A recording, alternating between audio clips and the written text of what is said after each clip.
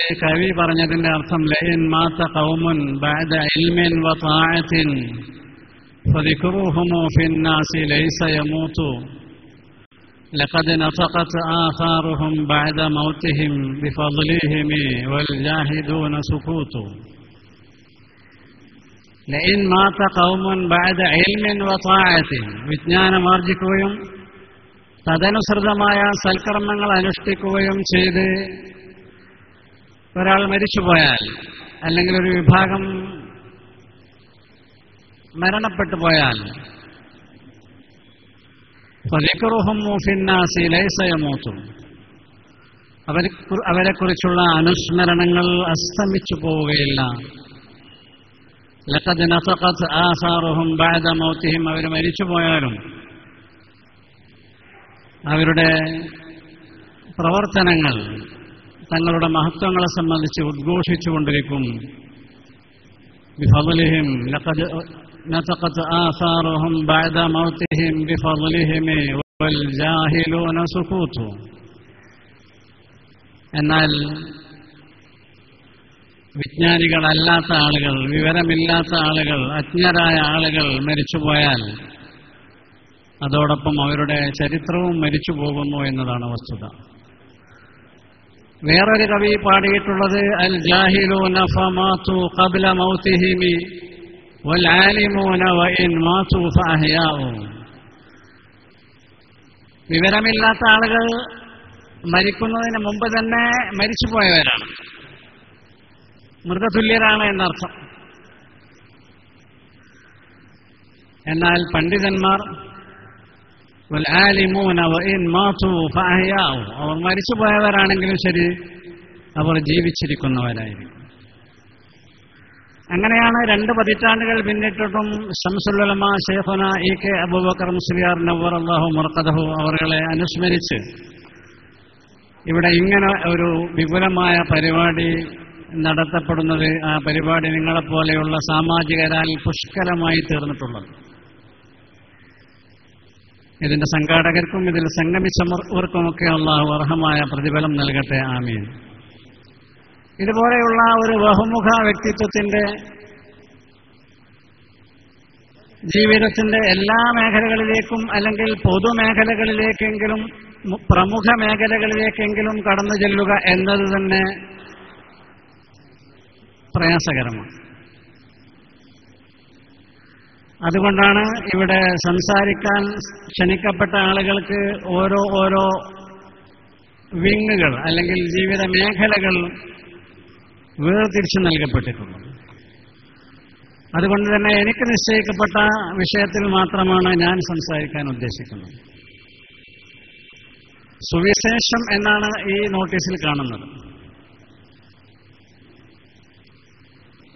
Christian missionary പ്രവർത്തനത്തെ ഏകദേശം 4 പതിറ്റാണ്ടുകൾക്ക് മുമ്പ് ശംസുൽ ഉലമാ സധൈര്യം നേരിട്ട് പരാജയപ്പെടുത്തിയ ഒരു ചരിത്ര സംഭവം കഴിഞ്ഞു പോയിട്ടുണ്ട് നമ്മുടെ നാട്ടിൽ. അതാണ് അതുകൊണ്ട് അവർ ഉദ്ദേശിച്ചിട്ടുള്ളത് എന്നോട് നേരിട്ട് പറഞ്ഞിരുന്നു. ആ ചരിത്രം തന്നെ വളരെ സംഭവബഹുലമായൊരു ചരിത്രമാണ്. അനേക വർഷങ്ങൾ നീണ്ടുനിന്ന ഒരു ചരിത്ര സംഭവമാണ്. മഹാനായ ശംസുൽ ഉലമാ അന്ന് അതിനെ നേരിടാൻ ഇല്ലായിരുന്നുവെങ്കിൽ നമ്മുടെയൊക്കെ പ്രദേശങ്ങളുടെ ചരിത്രം മറ്റൊന്നാകുമായിരുന്നു എന്ന് ന്യായമായും നമുക്ക് ആശങ്കിക്കാവുന്നതാണ്. ക്രിസ്ത്യൻ മിഷനറി എന്ന് പറഞ്ഞാൽ ലോകത്ത് മതങ്ങൾ 2 ജാതിയുണ്ട്. ഒന്ന് ദഅവ പ്രധാനമായ മതങ്ങളും മറ്റൊന്ന് ദഅവയിലേക്ക് ശ്രദ്ധിക്കാത്ത മതങ്ങൾ. 2 മതമുണ്ട്. ഇസ്ലാമും ക്രിസ്തു മതവും ഒക്കെ ദഅവ പ്രധാനമായ മതങ്ങളാണ്. എന്ന് പറഞ്ഞാൽ താങ്കളുടെ ദീൻ പ്രചരിപ്പിക്കുക, മതം പ്രബോധനം ചെയ്യുക, മതപ്രചാരണ പ്രവർത്തനങ്ങൾ നടത്തുക. എന്നാൽ ബുദ്ധമതമോ ജൈനമതമോ ഷിൻഡോ മതമോ കൺഫ്യൂഷ്യൻ മതമോ താവോ മതമോ അതുപോലെയുള്ള മറ്റു ചില മതമോ നമ്മുടെ പരമാവധി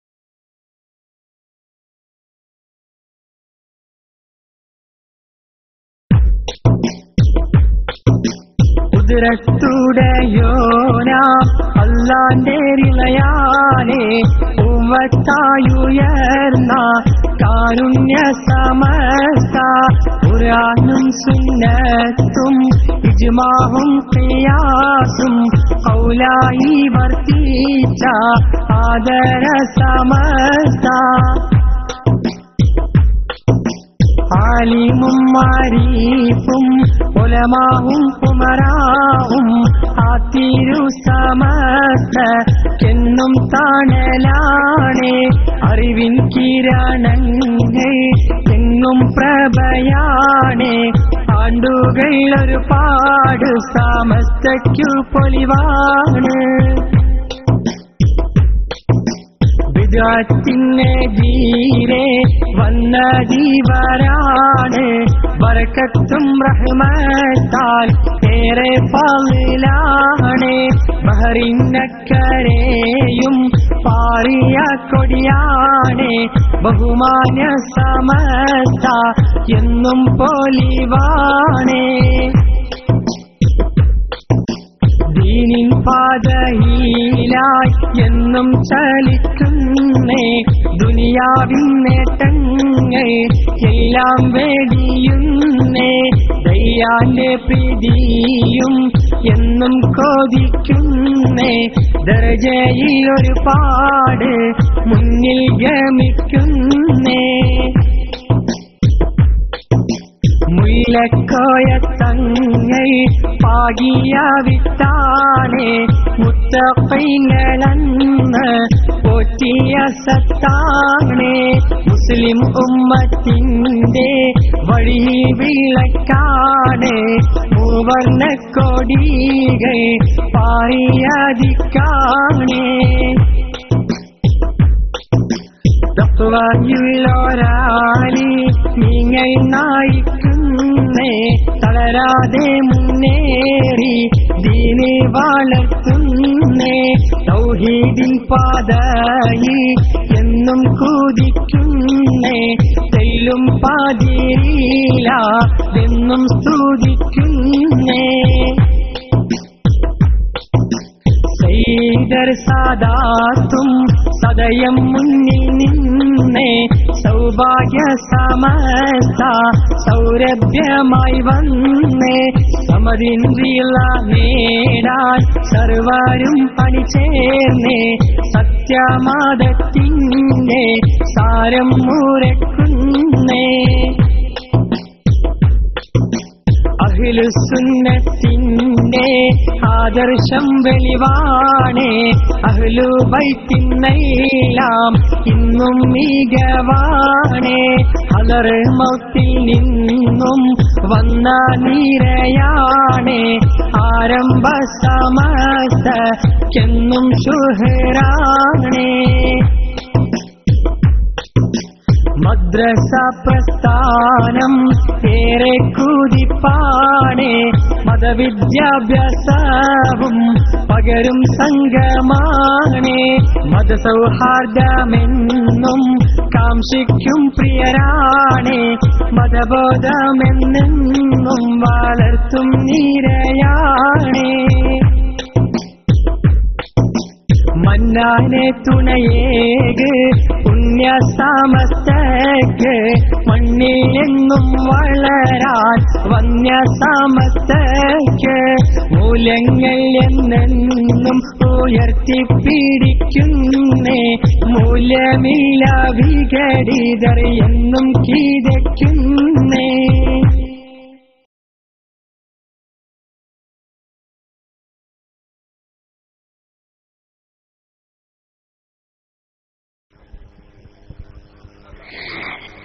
ഉറ്റുസാലീസൊരു വട്ടം കൂടി ചുമടിട്ട് ചാടി കടുപ്പത്തിലേ ഉറ്റമൂത്തെ പുലി മട്ടി വീട്ടെ കണ്ടു ചട്ടമാട്ടം ഉഷരത്തിലേ ഒറ്റ വേട്ടി കൊടുത്തിട്ട് പാറ്റി ഹജർ കത്തിനാൽ ചെടിയതു മറ്റതായി ഉടുക്കേറുമേ മെടെ കേടും തീറൂമെടെ മുടിപ്പാണി മുറിയായതായി ഉറ്റുസാലി സ്വരുപട്ടം കോടി ചുമടിട്ട് ചാടി കടുപ്പത്തിലേ ഉറ്റമോത്തെ പുലി മാറ്റി.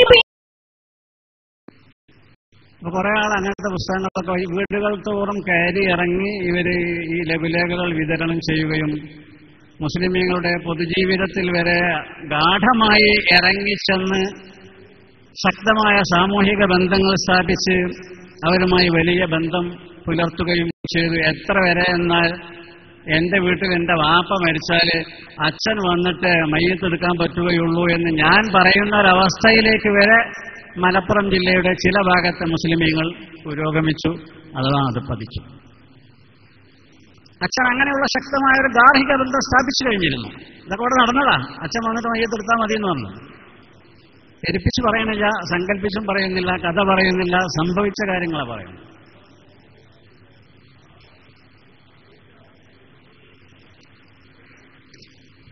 ഈ പശ്ചാത്തലത്തിൽ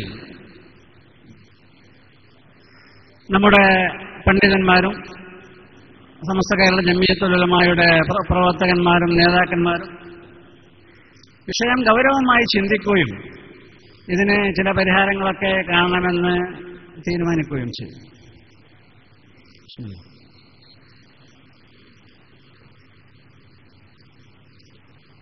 ഏറനാട് താലൂക്ക് സമസ്ത കേരള ജംഇയ്യത്തുൽ ഉലമയാണ് ആദ്യം ഇതിന് മുൻകൈയെടുത്തത്.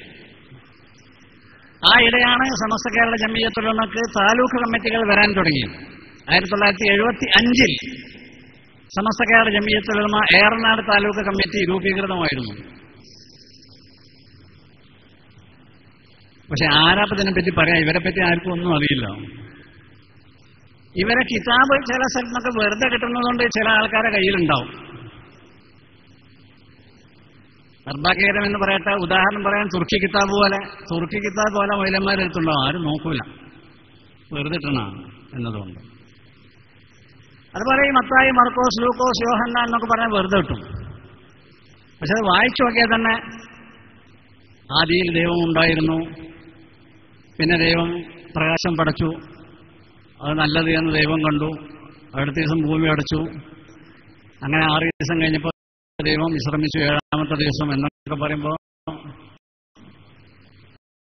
ഉൾക്കൊള്ളാൻ കഴിയും. അവിടുത്തെ ഏതാണെങ്കിൽ വിഷയം ഗൗരവത്തിൽ ചർച്ച ചെയ്ത് ഇതിന് പരിഹാരം വേണമെന്ന് തീരുമാനിച്ച് ഈ വിഷയം കൈകാര്യം ചെയ്യാൻ ശംസുൽ ഉലമ ഉസ്താദ് മാത്രമേ ഇതിന് അർഹനായ ആളുള്ളൂ എന്ന് എല്ലാവരും ഇത്തിഫാക്കായി മുത്തഫഖായ അഭിപ്രായത്തിലെത്തി മഹാനവറുകളെ സമീപിച്ച് മഹാനവറുകളെ വരാനെന്ന് ഏറ്റു. അങ്ങനെ പരിപാടികൾ നടന്നു. ഇതാണ് ചുരുക്കം. അങ്ങനെയാണ് മഹാനവറുകൾ ഈ വലിയ ഫിത്നയെ കേരളീയ പശ്ചാത്തലത്തിൽ നിന്ന് പിഴുതെറിഞ്ഞത്. ഇവരുടെ സാഹിത്യങ്ങൾ, ഈ ലഘുലേഖകളൊക്കെ പരിശോധിച്ചാൽ ഒരു സാമാന്യ സ്റ്റാറ്റസിലുള്ള ഏതൊരു മുസ്ലിം അതിൽ വീണുപോയില്ലെങ്കിൽ സംശയാലുവെങ്കിലും ആകും. കാരണം ഖുർആനിൽ ഉള്ളതാണ് അവർ എടുത്തു പറയുന്നത്. ക്രൈസ്തവ വിശ്വാസങ്ങൾ ഖുർആനിലുണ്ട് എന്ന് പറയണം. ഉദാഹരണം, ഇന്നല്ലാഹ സാലിസു സലാസ ഖുർആനിലുണ്ട്. ഇന്നല്ലാഹ സാലിസു സലാസ, അല്ലാഹു 3 ദൈവങ്ങളിൽ ഒന്നാകുന്നു. ഇന്നല്ലാഹ സാലിസു സലാസ ഖുർആനിലെ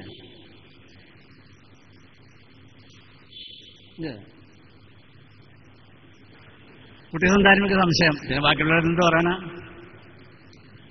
ഇന്നല്ലാഹ സാലിസു സലാസ എന്ന് ഖുർആനിലുണ്ട്. അല്ലാഹു 3 ദൈവങ്ങളിൽ ഒന്നാകുന്നു.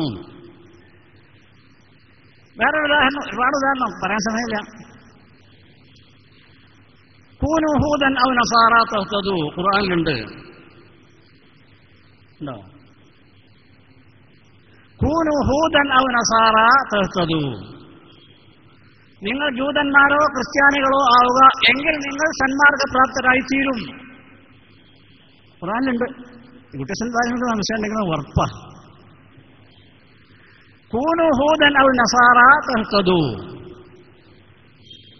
നിങ്ങൾ ജൂതന്മാരോ, കൂനു നിങ്ങൾ ആവുക, കൂനു ലോകരെ നിങ്ങൾ ആവുക, ഹൂദൻ യഹൂദികളാവുക, ഔ നസാറ അല്ലെങ്കിൽ ക്രിസ്ത്യാനികളാവുക, തഹ്തദു നിങ്ങൾ സന്മാർഗപ്രാപ്തരാകും. ഇത് ഖുർആനിലുണ്ട്.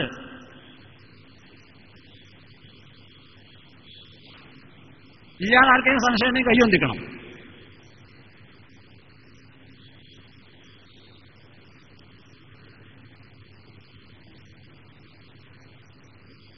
വേറൊരു സ്ഥലത്ത് ഖുർആനിലുണ്ട് ഇന്നാ ഖതൽനൽ മസീഹ ഈസ ഇബ്നു മറിയം, ഈസ ഇബ്നു മറിയമിനെ ഞങ്ങൾ കൊന്നിരിക്കുന്നു എന്ന് ഖുർആനിലുണ്ട്. ഇന്നാ ഖതൽനൽ മസീഹ ഈസ ഇബ്നു മറിയം, അത് ഖുർആനിലുണ്ട്. ഞങ്ങൾ ഈസ ഇബ്നു മറിയമിനെ വധിച്ചു കളഞ്ഞിരിക്കുന്നു. ഈസാ നബി മരിച്ചിട്ടില്ലെന്നാണ് നമ്മൾ വിശ്വസിക്കുന്നത്. ക്രിസ്ത്യാനികൾ പറഞ്ഞു ഞങ്ങളുടെ ഖുർആനിൽ തന്നെ ഉണ്ടല്ലോ ഞങ്ങൾ യേശു ക്രിസ്തുവിനെ വധിച്ചിരിക്കുന്നു എന്ന് ജൂതന്മാർ പറഞ്ഞതാ. ജൂതന്മാരെ കൊന്നത് ആ ഒരു വിശ്വാസം അനുസരിച്ച്.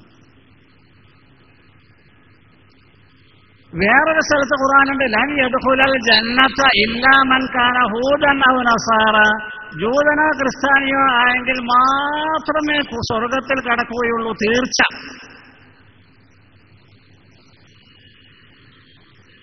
ലൻ യദ്ഖുലൽ ജന്നത ഇല്ലാ മൻ കാന ഹൂദൻ ഔ നസാറ, ഇത് ഖുർആനിലുണ്ട്.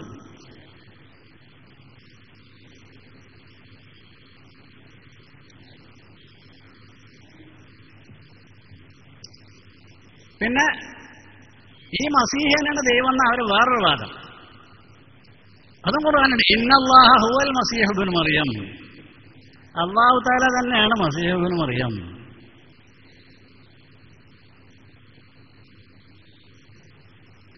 വേറൊന്നുള്ളത് വല്യഹ്കും അഹ്ലുൽ ഇൻജീലി ബിമാ അൻസലല്ലാഹു ഫീഹി, നിങ്ങൾ പറയുന്ന ഖുർആനാണ് വിശ്വസിക്കേണ്ടതെന്ന് മുസ്ലിമീങ്ങളോട് അവർ പറയാം. നിങ്ങൾ പറയുന്ന ഖുർആനാണ് വിശ്വസിക്കേണ്ടത് എന്ന്.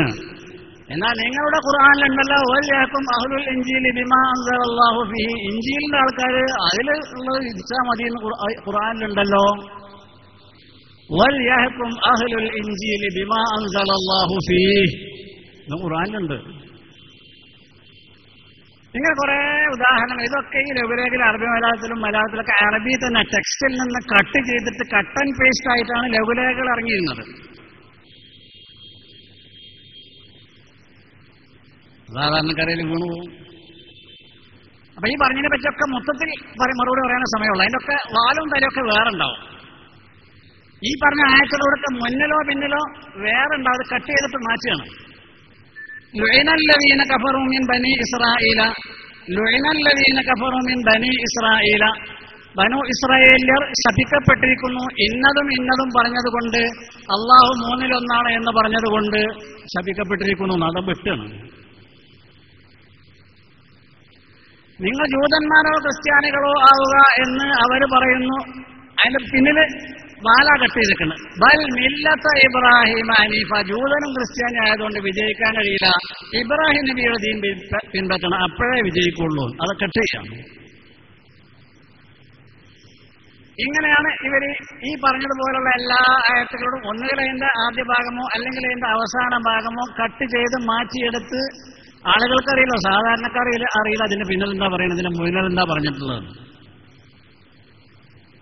അങ്ങനെ 1980 ഏറ്റവും ആദ്യമാണെന്നാണ് എൻ്റെ ഓർമ്മ. ഡേറ്റ് ഞാൻ ചിലരോടൊക്കെ ചോദിച്ചാൽ ആർക്കും അറിയില്ല.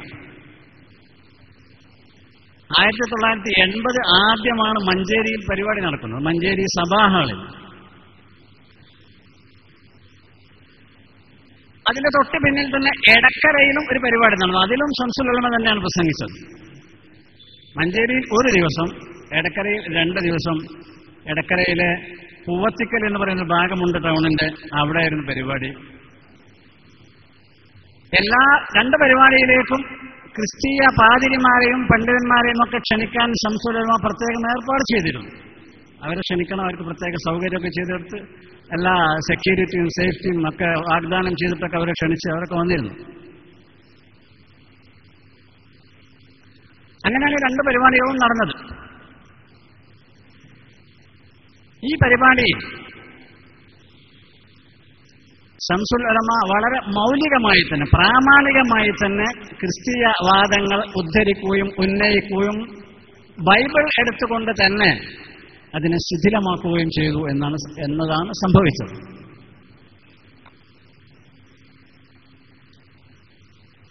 ബൈബിളിൽ യഥാർത്ഥത്തിൽ ക്രിസ്തീയ വികല വിശ്വാസങ്ങൾക്കൊന്നും പ്രാമാണികമായ അല്ലെങ്കിൽ വിശ്വാസയോഗ്യമായ തെളിവുകൾ ഇല്ല.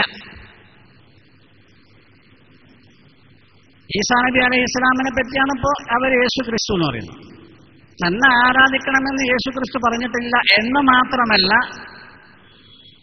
മേലായ ഒരുവനെ മാത്രമേ ആരാധിക്കാവൂ എന്ന് ബൈബിളിൽ ഒരുപാട് സ്ഥലത്തുണ്ട്.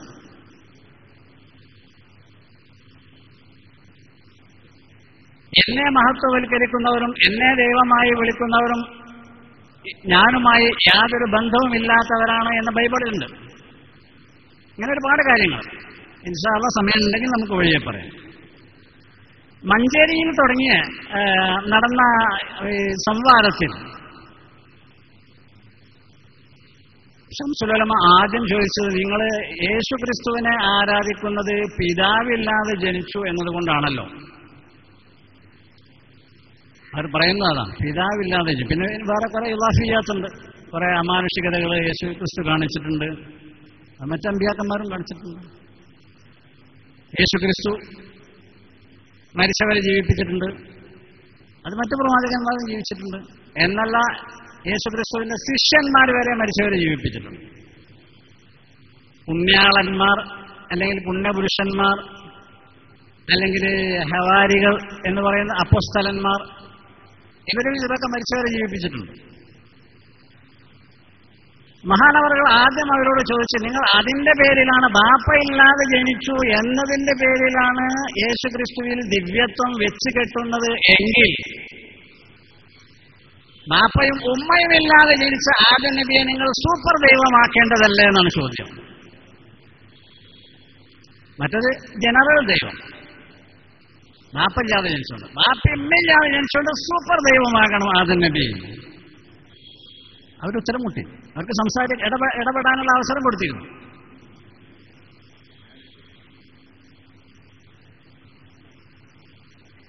പിന്നെ നമ്മൾ യേശു ക്രിസ്തുവിനെ ബഹുമാനിക്കുന്നില്ല എന്നതാണ് അവരൊരു കംപ്ലൈന്റ്. ഇങ്ങനെ ദൈവപുത്രനായിട്ട് ഇങ്ങനെ മരിച്ചവരെ ജീവിപ്പിച്ചിട്ട് ഇങ്ങനെ അത് എടുത്തുകൊണ്ട് ശംസുൽ ഉലമ പറഞ്ഞത്, ഞങ്ങൾ നിങ്ങളെക്കാൾ വലിയ തോതിൽ ഈസാ നബിയെ ആദരിക്കുകയും ബഹുമാനിക്കുകയും ചെയ്യുന്ന ആൾക്കാരാണ്. ഞങ്ങളെ കിതാബിൽ തന്നെ ഉണ്ട്, ഈസാ നബി മരിച്ചവരെ ജീവിപ്പിച്ചു, വഹിയൽ മൗതാ ബിഇദ്നില്ലാഹ് വൽ അക്മഹ വൽ അബ്റസ ബിഇദ്നില്ലാഹ് വഹിയൽ മൗതാ ബിഇദ്നില്ലാഹ് വഉനബ്ബിഉകും ബിമാ തഅകുലൂന വതദ്ഖിറൂന ഫീ ബുയൂതികും. ഞങ്ങൾ ഈസാ നബി അലൈഹി ഇസ്ലാമിനെ പേര് കേട്ടാൽ ഉടനെ അലൈഹി ഇസ്ലാം എന്ന് പറയും. ദുനിയാവിന്റെ നാനാഭാഗത്ത് എവിടെയുള്ള മുസ്ലിമാണെങ്കിലും നിങ്ങളങ്ങനെ പറയുന്നില്ല.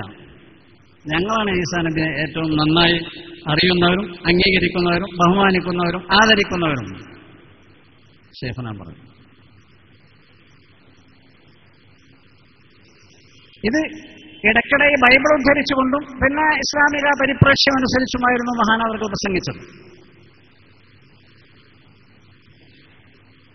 അതായത് ഈസാ നബി അലൈഹി ഇസ്ലാം ഒരു നബി എന്ന നിലക്ക് തഫ്സീറുകളിലും താരീഖുകളിലും സീറകളിലുമൊക്കെ അമ്പിയാക്കന്മാരൊക്കെ ചരിത്രമുണ്ടല്ലോ, ഒക്കെ അവരുടെ മഹത്വവൽക്കരണത്തിന് ഉള്ളതാണ്.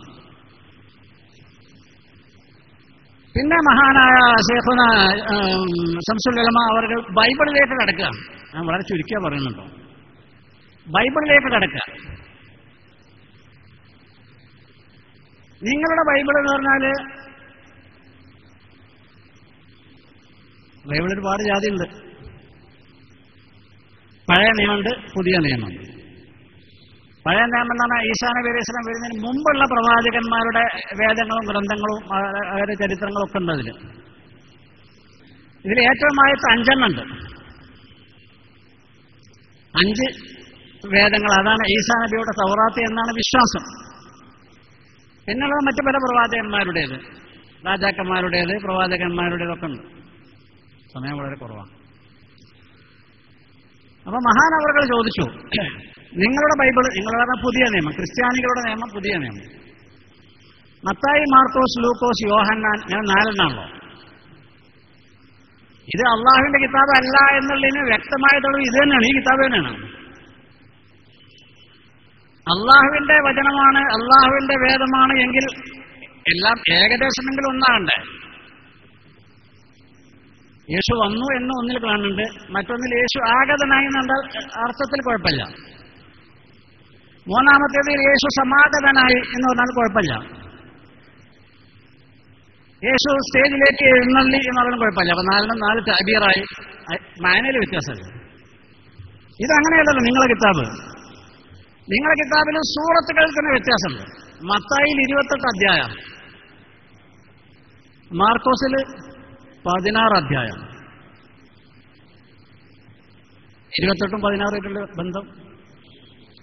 എന്റെ കയ്യിലുള്ള മുസാഫിൽ 114 സൂറത്ത്, കുട്ടികൾ സാനിമന്റെ കയ്യിലുള്ളത് 87 സൂറത്ത്. എങ്ങനെ ഉണ്ടാവും? മത്തായി, മാർക്കോസ്, ലൂക്കോസ്, യോഹന്നാൻ 4ലും 4 രീതിയിലാണ് സൂറത്തുകളുടെ അഥവാ അധ്യായങ്ങളുടെ എണ്ണം. മത്തായിൽ 26, മാർക്കോസിൽ 16, ലൂക്കോസിൽ 24, യോഹന്നാനിൽ 21. എന്നാൽ അതിന്റെ ഉള്ളടക്കം നോക്കിയാലോ അതിന്റെ ആകെ പ്രമേയം നോക്കിയാലോ വ്യത്യസ്തമാണ്. അപ്പൊ ഇത് അള്ളാഹുവിന്റെ കിതാബ് അല്ല ഇത് എന്നതിന് തെളിവ് ഇത് തന്നെയാണ്. പിന്നെ അന്ന് പരിപാടിക്ക് വന്ന മുമ്പ് കീശക്ക് ഇങ്ങനെ ഒരു ഗർഭം ഉണ്ടായിരുന്നു. ഒരു ഗർഭമുള്ള കീശയുമായിട്ടാണ് വന്നത്. യാദൃശ്ചികമായി അദ്ദേഹം കീശ കഴിയിട്ടിട്ട് ഇത് സുറിയാനി ബൈബിളാണ്. ഈ സുറിയാനി ബൈബിൾ ഏതെങ്കിലും ഒരു 2 വരി നിങ്ങൾക്കാർക്കെങ്കിലും വായിച്ച അർത്ഥം പറയാൻ കഴിയുമെങ്കിൽ നിങ്ങളെ ഞാൻ വെല്ലുവിളിക്കുന്നു. സുറിയാനി ഇഞ്ചിയിൽ ഇറങ്ങിയ ഭാഷ, ഒറിജിനൽ ഇഞ്ചിയിലല്ല കേട്ടോ. ഒറിജിനൽ ഇഞ്ചിയിൽ ലോകത്ത് നിലവിലില്ല. മലയാളത്തിൽ ബൈബിൾ ഉള്ള പോലെ, തമിഴിൽ ബൈബിൾ ഉള്ളത് പോലെ, കശ്മീരി ഭാഷയിൽ ബൈബിൾ ഉള്ള പോലെ, സിന്ധ് ഭാഷയിൽ ബൈബിൾ ഉള്ളതുപോലെ സുറിയാനി ഭാഷയിലും ബൈബിൾ ഉണ്ട്. ഇന്ന് നിലവിലുള്ള ബൈബിൾ നടത്തും. ലോകത്ത് 140-ലധികം ഭാഷകളിൽ ബൈബിൾ ഉണ്ട്. അപ്പൊ ബൈബിൾ ഇറങ്ങിയ ഭാഷയിലുള്ള ഈ കിതാബ് നിങ്ങളൊന്ന് വായിക്കുന്നതാണ് ആർക്കും വായിക്കാൻ അറിയില്ല. ഇത് ശംസുൽ ഉലമയുടെ അനുഭവമല്ല, നമുക്ക് തന്നെ അനുഭവമുണ്ട്. വലിയ വലിയ പാതിരിമാരൊക്കെ കണ്ടാൽ എന്തെങ്കിലും ചോദിച്ചാല് ഞങ്ങളത് അങ്ങനെ അത്ര വിശദമായിട്ട് ചിന്തിക്കാറില്ല, ആലോചിക്കാറില്ല എന്നൊരു മറുപടി പറയും. അപ്പൊ ഈയിടെ ആലപ്പുഴയിൽ ഈ വിഷയം സംബന്ധിച്ച് എനിക്കൊരു സംസാരം ഉണ്ടായിരുന്നു. അപ്പൊ ഞാൻ കോഴിക്കോട്ടുള്ള വലിയ ഒരു പാതിരി, നമ്മളേറ്റ് രോഗിയുണ്ട്, വിളിച്ചിട്ട് ഞാൻ ചോദിച്ചു, ഈ പിതാവ് പുത്രൻ എന്നുള്ള 2 ലഫ്ളുണ്ട്, അത് ഇവരെ മത കാഴ്ചപ്പാടിൽ വലിയ പ്രാധാന്യമുള്ള ലഫ്ളാണ്. പിതാവ്, പുത്രൻ, പരിശുദ്ധാത്മാവ്. അപ്പൊ പിതാവിന് അബ്ബ എന്നാണ് പറയുക. അപ്പൊ ഞാൻ ഈ പാതിരിയെ വിളിച്ച അയാൾ പേര് പറയുന്നത് ഭംഗിയല്ല എന്നുള്ളത് ഞാൻ പറയാതിരിക്കുകയാണ്. വലിയ ഒരു സീനിയർ സിറ്റിസൺ, 75 വയസ്സുള്ള വലിയ ഒരു പദവിയിലിരിക്കുന്ന കോഴിക്കോട് നഗരത്തിലുള്ളൊരു ഫാദറാണ്. അപ്പൊ ഞാൻ ചോദിച്ചു അദ്ദേഹത്തോട് ടെലിഫോണിൽ, പിന്നെ ഈ പിതാവ് എന്നുള്ളതിന് അബ്ബ എന്നാണല്ലോ ഗ്രീക്ക് ഭാഷയിൽ പറയാം, പുത്രൻ എന്നുള്ളതിന് എന്താ പറയാ?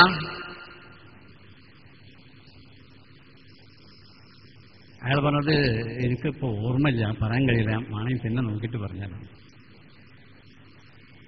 എന്നാണ്. 2ാം ഖലീഫന്റെ പേരെന്താന്ന് ചോദിച്ചാൽ അറിയില്ല എന്നർത്ഥം. 1ാം ഖലീഫന്റെ അബൂബക്കർ സിദ്ദീഖാണ് ഞാൻ അങ്ങോട്ട് പറഞ്ഞു കൊടുക്കാം. പിതാവ് എന്നുള്ളതിന് അബ്ബ എന്നാണ് പറയാ, പുത്രൻ എന്നുള്ളതിന് എന്താ പറയാന്ന് നോക്കുമ്പോ ഇയാൾക്ക് അറിയില്ല. അങ്ങനെ വേറെ അനുഭവങ്ങൾ ഇയാൾക്ക് ഞാൻ അതിന് മുമ്പും ടെലിഫോൺ ചെയ്തിട്ടുണ്ട്, പല കാര്യങ്ങളും അറിയില്ല. അത് ഞങ്ങൾ അത്ര വിശദമായിട്ട് ചിന്തിക്കലില്ല, അല്ലെങ്കിൽ അങ്ങനെ ഒരു കൺസെപ്റ്റ് അല്ല ഞങ്ങളുടെ ഇടയിലുള്ളത്. അതിങ്ങനെ പരമ്പരാഗതമായി പഠിച്ചു വരുന്നത്, അറിഞ്ഞു വരുന്നത്, പറഞ്ഞു വരുന്നത് അംഗീകരിക്കാന്നുള്ളൂ.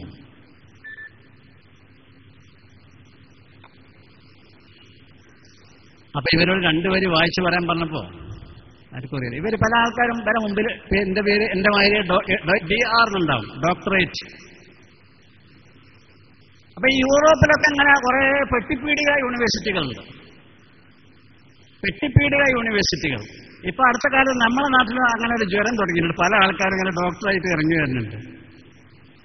കൊളംബോ യൂണിവേഴ്സിറ്റിയിൽ 25,000 ഉൾപ്പെട്ട ഡോക്ടറേറ്റ് കിട്ടുന്നു. അപ്പൊ പുതിയ വിവരം, കൊളംബോ യൂണിവേഴ്സിറ്റി സിലോണിൽ. അങ്ങനെ നമ്മുടെ നാട്ടിൽ കുറെ ആൾക്കാരൊക്കെ ഡോക്ടറേറ്റ് വാങ്ങാൻ തുടങ്ങിയിട്ടുണ്ട്. അതുപോലെ ഞാൻ പറഞ്ഞു വരുന്നത്, ഈ പെട്ടിപ്പീടിക യൂണിവേഴ്സിറ്റികളിൽ ഖുർആനെയോ മുഹമ്മദ് നബിയോ ഇസ്ലാമിക സിദ്ധാന്തങ്ങളിൽ ഏതിനെങ്കിലും ഒന്നിനെയോ ആക്ഷേപിച്ച് അധിക്ഷേപിച്ച് എന്തെങ്കിലും ഒരു ലേഖനം എഴുതി കൊടുത്താൽ ഡോക്ടറേറ്റ് കിട്ടും. ഇതില്ലാത്ത പറയല്ല. അവരങ്ങനെ കൊടുക്കാൻ കാരണം അതൊരു ഉദാരവൽക്കരണം, മതപ്രബോധനത്തിന്റെ തശ്ജീഇന്, എൻകറേജ്മെന്റിന്, പ്രോത്സാഹിപ്പിക്കാൻ വേണ്ടി ഒരു സംവിധാനമാണ്. ഡോക്ടർ എന്നൊക്കെ പറഞ്ഞ് എവിടെയെങ്കിലുമൊക്കെ ചെന്നാൽ ആൾക്കാർ ഒരു നിലവിലൊക്കെ കൽപ്പിക്കുമെന്ന് കരുതിയിട്ട് മതപ്രബോധന രംഗത്തുള്ള ഒരു ഉദാരവൽക്കരണത്തിന്റെ ഭാഗമായിട്ടാണ് വെട്ടിപ്പീടിക യൂണിവേഴ്സിറ്റികൾ യൂറോപ്പിൽ മുഴത്തിനുണ്ട്. ഈ ലണ്ടനിലോ ജർമ്മനിയിലോ നിങ്ങളാരെയും ബന്ധപ്പെട്ട ആൾക്കാരുണ്ടെങ്കിൽ സ്വീഡനിലോ സ്വിറ്റ്സർലാൻഡിലോ ഉണ്ടെങ്കിൽ അന്വേഷിച്ചാൽ അറിയാവുന്നതാണ്. ആ ഭാഗം ഞാൻ വിടുക. അപ്പൊ ശംസുലർമ്മ ഇവരോട് സ്നേഹപൂർവ്വം ചോദിച്ചാൽ നിങ്ങൾക്ക് നിങ്ങളെ ദീനിനെ പറ്റി ഒന്ന് പഠിച്ചുകൂടെ, നിങ്ങളെ കിതാബൊന്ന് മനസ്സിലാക്കിക്കൂടെ, എന്താ ഇതിൽ പറയണതെന്ന്. ഇങ്ങനെ ഇത് പന്തിയല്ലാന്നുണ്ട്. പിന്നെ ഇടയ്ക്കൊക്കെ ചിലർ ഇറങ്ങിപ്പോകാൻ തുടങ്ങിയാണ്. പിന്നെ ശംസുലോ നിങ്ങൾ ഈ ഖുർആന്റെ കഷ്ണം മുറിച്ചിട്ട് വാലും തലയും മുറിച്ചിട്ടുള്ളൊരു അഭ്യാസം തുടങ്ങിയിട്ടുണ്ട് അടുത്ത കാലത്ത്. അത് ആരോഗ്യകരമല്ല. ഞങ്ങളങ്ങനെ നിങ്ങളുടെ കിതാബിലുള്ളത് എന്തെങ്കിലും എടുത്തിട്ട് കട്ടിങ് പേസ്റ്റ് ചെയ്തിട്ട് കട്ടൻ പേസ്റ്റ് ചെയ്തിട്ട് ഞങ്ങളത് ചെയ്യാറില്ല. നിങ്ങളിങ്ങനെ കുറച്ചു കാലമായി ചെയ്തു വരുന്നത് കൊണ്ട് ഞങ്ങൾക്കതിനെ പ്രതിരോധിക്കൽ നിർബന്ധമായി. അതുകൊണ്ടാണ് ഞങ്ങൾ ഇപ്പോൾ ഇവിടെ വന്നിട്ടുള്ളത്. അതുകൊണ്ട് ഈ കളി നിങ്ങൾ നിർത്തണം. നേരത്തെ പറഞ്ഞ ഉദാഹരണങ്ങളൊക്കെ ഷെയ്ഖുന അന്ന് പറഞ്ഞു. അതിന് മുന്നിൽ നിന്നതാണ്, അതിന് പിന്നിൽ നിന്നതാണ്. അത് നിങ്ങൾ പറഞ്ഞ ആശയത്തിനുള്ള തെളിവല്ല. അങ്ങനെ ഒരു തെളിവും ഖുർആനിലില്ല എന്നൊക്കെ പറഞ്ഞു. അങ്ങനെ അത് വലിയ ഒരു നിർണായകമായ ഒരു പരിപാടിയായി ആ മഞ്ചേരിയിലെ പരിപാടി. അതിന്റെ അധികം താമസിയാതെയാണ് പിന്നെ എടക്കരയിലും പരിപാടി നടക്കുന്നത്. എടക്കരയിൽ 2 ദിവസമായിരുന്നു. എടക്കരയിലെ പൂവത്തിക്കൽ എന്ന് പറയുന്ന അങ്ങാടിയുടെ ഒരു ഭാഗമാണ്. അവിടെ വെച്ചാണ് ആ പരിപാടി നടന്നത്.